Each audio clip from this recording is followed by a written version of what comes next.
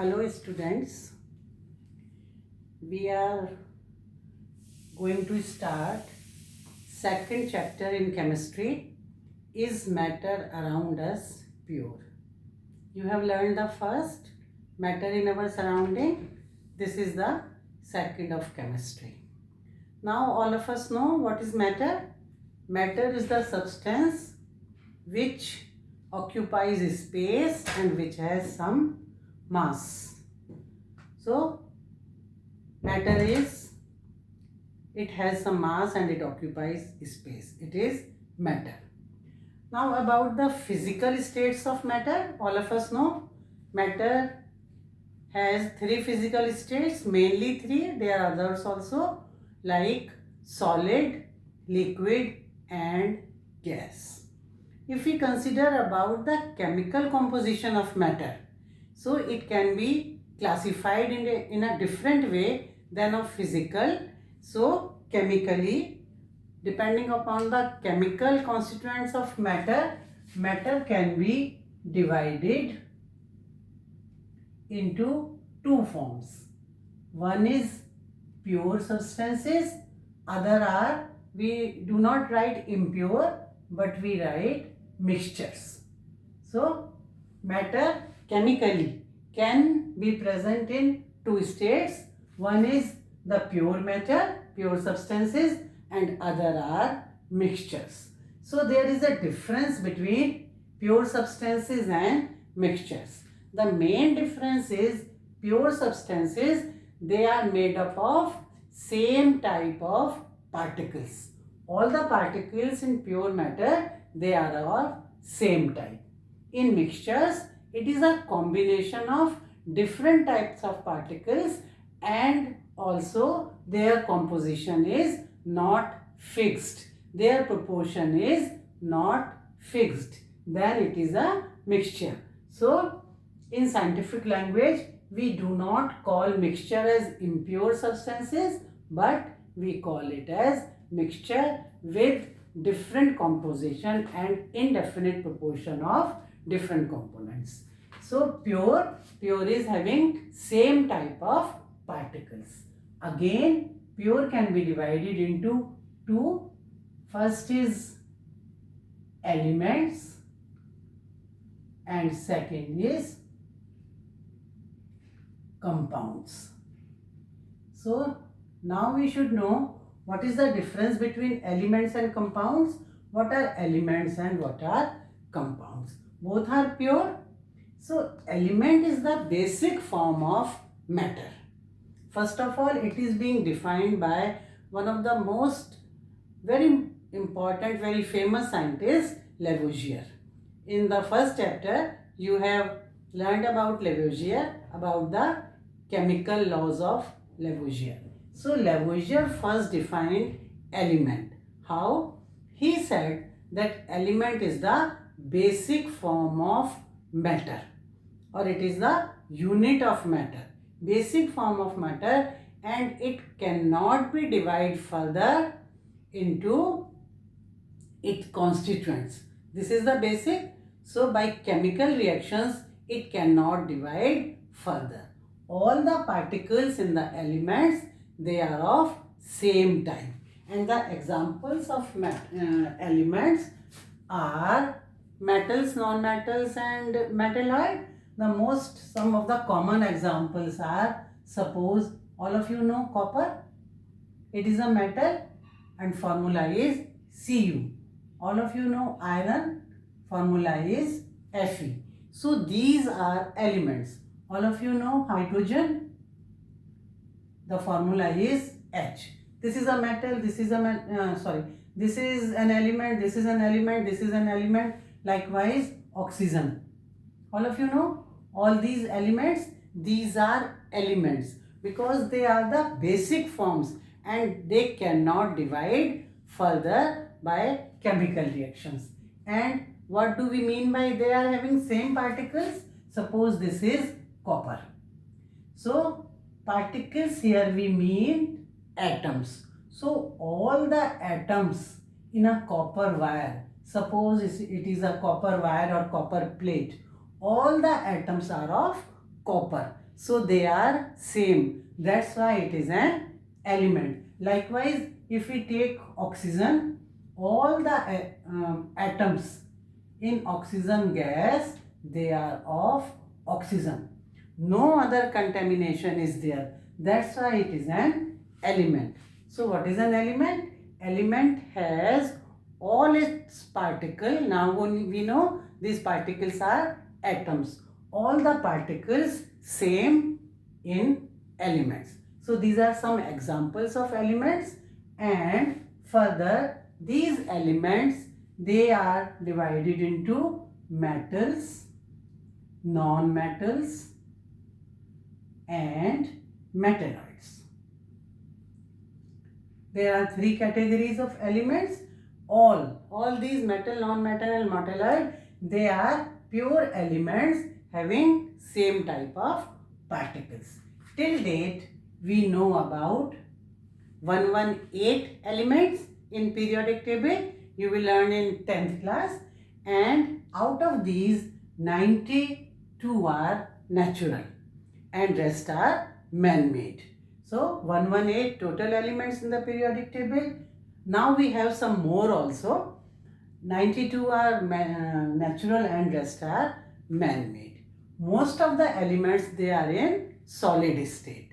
About 11 they are in gaseous state, and only 2 at room temperature, they are in liquid state, which is mercury. This is a symbol of mercury. This is a symbol of bromine. Only bromine and mercury, they are at liquid state at room temperature. This is in brief about the elements. Now will we know what is metal, non-metal and metalloid. Metals, you must have studied in your 8th class. Metals, physically, metals, they have some physical properties. First, they have luster. That is, they have some shine. Second, they are ductile. That is, they can be drawn into thin wires. So, metals are ductile. Like you have copper wire, aluminium wire for electrification. So, copper, aluminium, these are metals. They have a tendency, they can be drawn into wires. This property is known as ductile. Luster is shining. They have a shine. The third important property is they are malleable. Malleable means they can be formed into a sheet by heating. You must have heard aluminium foil, silver foil. So these are the ultimate quality of these metals, malleability. By hitting with hammer or machines, they can be formed into a thin plate. Even paper-like or the foils you have seen, very thin foils can be formed. Next important is they conduct electricity and heat. We will do some experiments later to prove that metals conduct electricity and heat. So they are good conductor of electricity and heat. You know, the electric wire, they are made up of copper and aluminium because they are good conductor of electricity. Now, the next is they are sonorous. Sonorous means they produce a sound like ringing sound.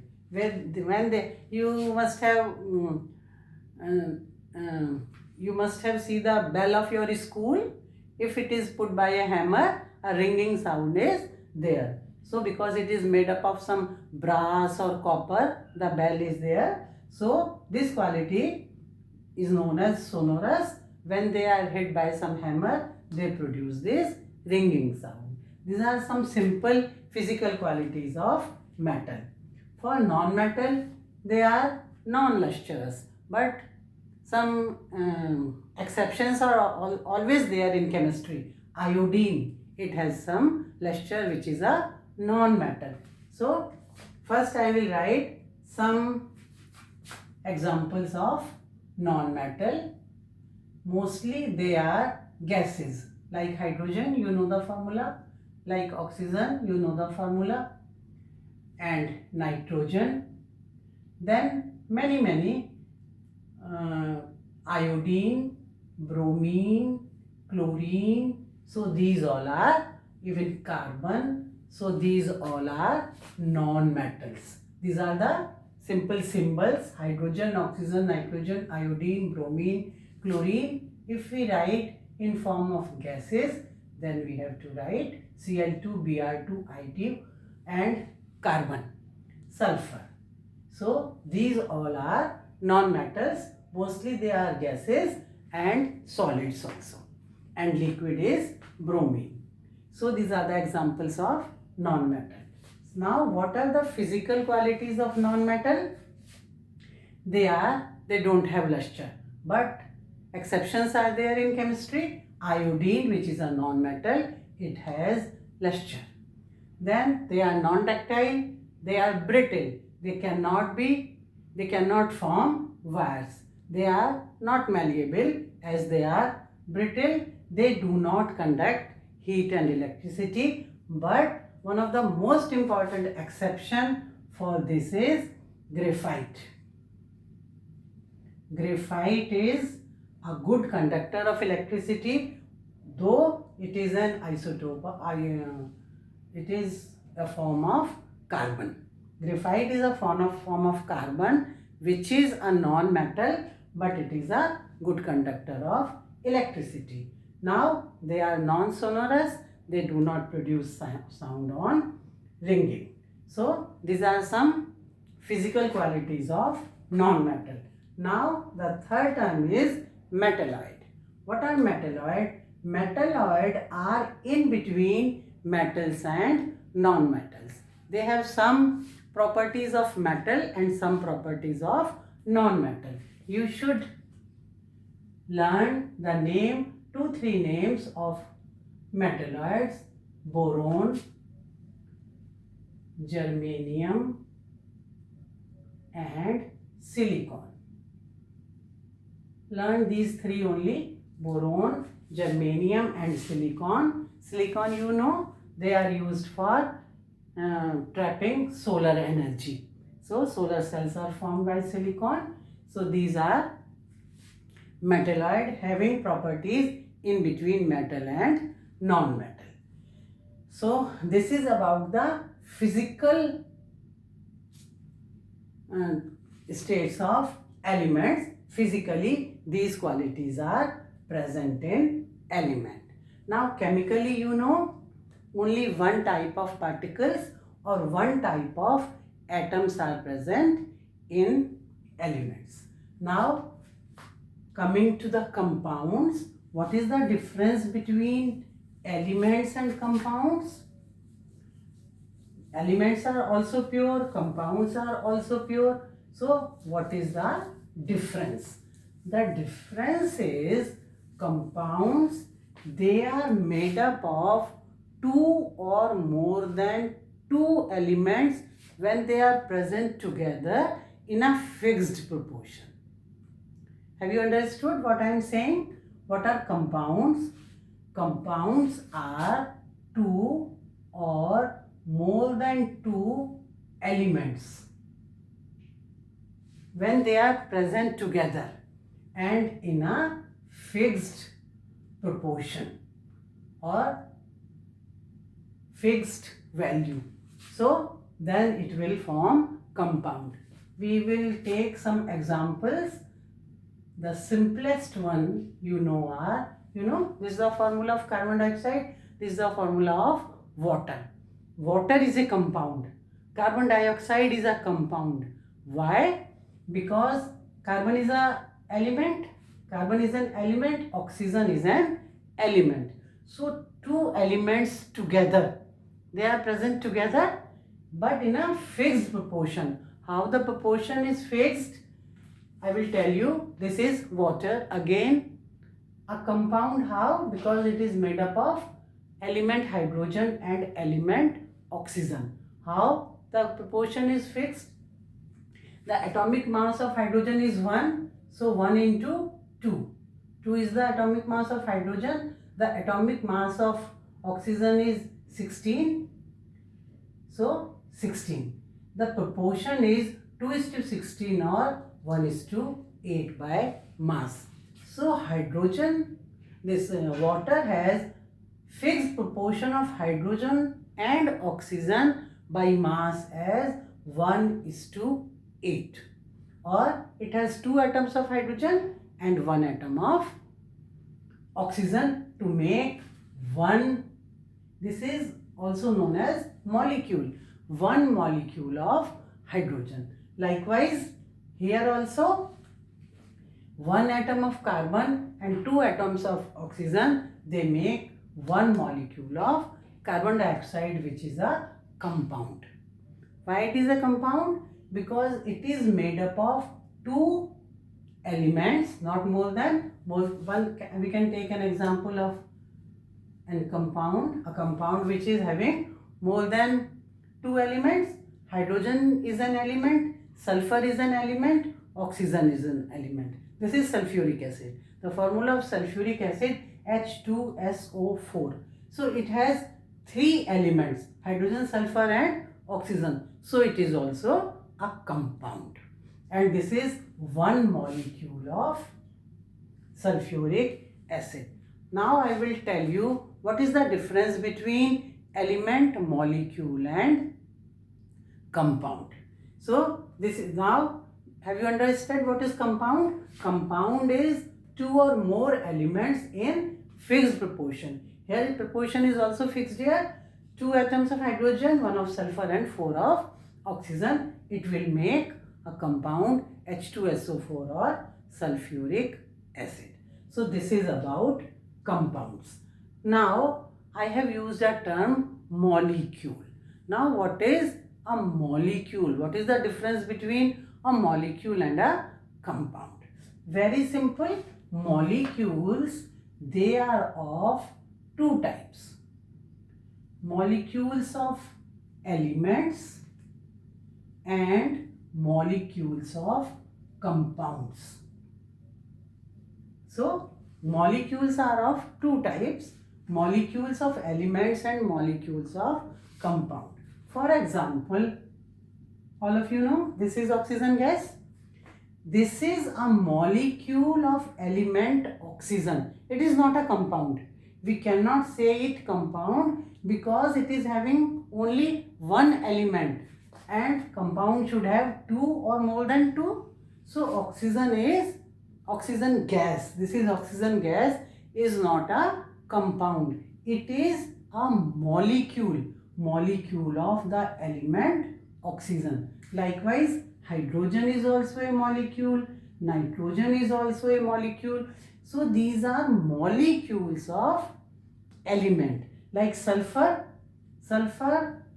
has 8 atoms to form a molecule, but it is a molecule of sulfur, molecule of element. So these are molecules, these are not compound, but they are molecules. What are compounds? Compounds, you know this. And what are the molecules of compound? Molecules of compound, this is the molecule of compound. They have different elements together. So it is also a compound also, and it is a molecule also. The basic unit of a compound is its molecule. So these are the molecules, these are the molecules of compound, and these are the molecules of element having only 1 type of atom, and compounds, they are having, this molecule has many elements in fixed proportion. One more point to discuss here, these elements cannot divide further by any means. Any physical, any chemical, any electrochemical, they cannot divide further. But these compounds, they can be divided into their constituents element by chemical or electrochemical method. One of the example is, take the example of water. If you have this electrochemical cell, these are the electrodes, you put water here and flow electricity, then water electrochemically it can be divided into hydrogen and oxygen. Hydrogen gas and oxygen gas are formed by electrochemical division of water. This is the balanced chemical equation. 2H2O, when electricity is passed, electrochemically it is divided into hydrogen gas and oxygen gas, and hydrogen has double the quantity of oxygen gas. So these compounds, they can be divided chemically or electrochemically in their constituents elements. This is one element, this is the other element. So the constituents of elements of water is hydrogen and oxygen, and this is a compound. This is about elements and compounds which are pure in nature. Now we have mixtures also. We will study mixture in details. I can, before mixture, I can form this type of figures for compounds also. Suppose I am taking this hydrogen, so hydrogen, hydrogen, oxygen. This is one molecule. So compounds have molecules and elements have atoms. These all are atoms. This is one molecule. So compounds have molecules, these have atoms. So all HHO. This is one molecule and this will form water. All the molecules of water will have 2H and 1 O. So this type of figure, this is graphical representation. So water can be represented like this. Likewise, carbon dioxide can be represented by COO. This is the molecule of carbon dioxide.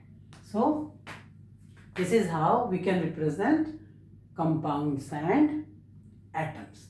Now coming to mixtures.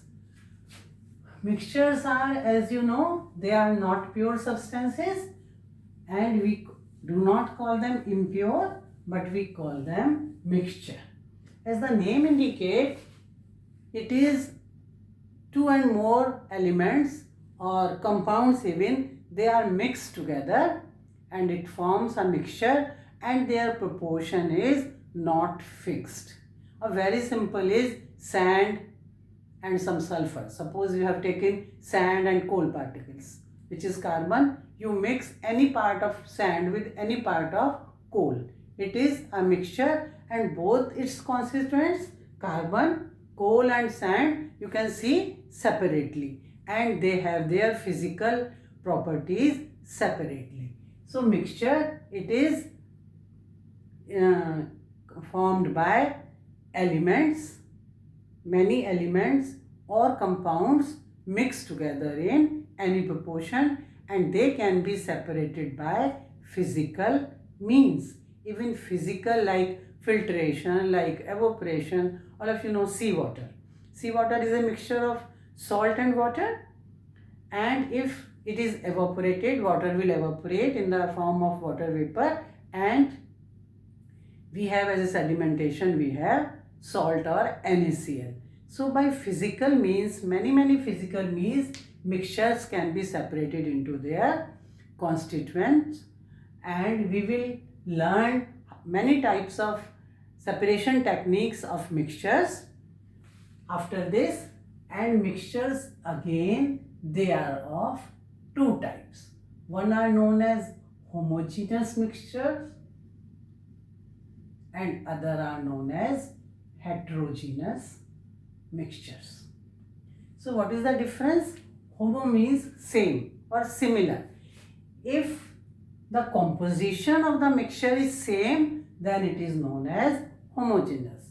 If the hetero means different. If the composition of the mixture is different, then it is known as heterogeneous. Take the example, sugar solution,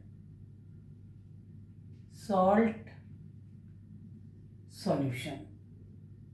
So these are the examples of homogeneous mixture. If we take in a glass some sugar dissolved in water, then you will say you cannot see sugar and water separately. The whole constituents, the whole composition of this sugar water or sweet water is homogeneous. Everywhere, in every spoon, you have the same taste, the same sweetness. Although you can mix 1 teaspoon sugar in a glass, 2 spoon, 3 teaspoon sugar in a glass, so their proportion can be different because there is no fixed proportion. Always it will be a sugar solution, but the combination is homogeneous. In heterogeneous, it is not same. So for homogeneous, the examples are all the solutions. They are homogeneous. Heterogeneous divided into two. One are suspensions and other are colloids, or also known as colloidal solutions. So their structure, their combination is not homogeneous. They are different at different places. Take the example of suspension. Muddy water. Muddy water is a suspension. So if we put this muddy water at rest, after some time mud or soil will settle at the bottom and water at top. So the particles are suspended in suspension. Take the example of colloids. Two important examples of colloid we take. One is as milk and other as blood.